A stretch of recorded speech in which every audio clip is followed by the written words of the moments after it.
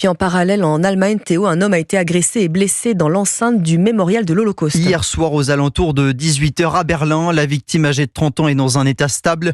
Le suspect qui s'est enfui a finalement été interpellé 2 heures plus tard. Il avait du sang sur les mains.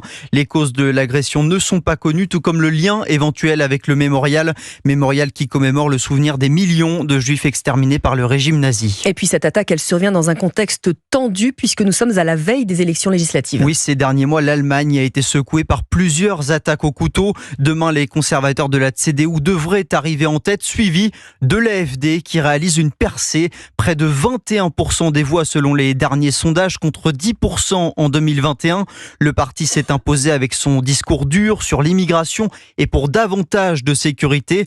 En Thuringe, dans cette Allemagne de l'ex-RDA, le vote AfD s'explique aussi par une certaine peur du déclassement. À Erfurt, le reportage de l'envoyé spécial d'Europe 1, Wilfried de Villers.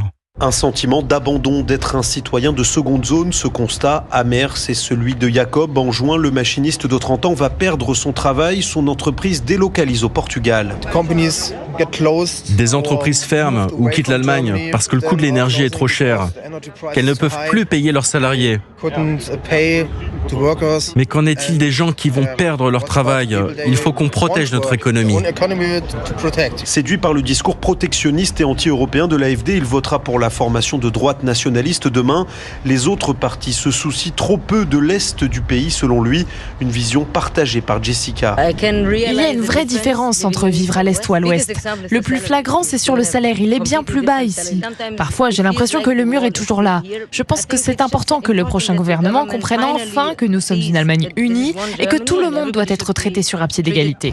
Travailleuse dans le secteur automobile, son emploi est lui aussi menacé. Alors elle envisage de quitter la région pour s'installer à Stuttgart. En Thuringe, le niveau des salaires est de 19% inférieur à celui de l'ouest de l'Allemagne. Erfurt, Wilfried de Villers, Europe 1.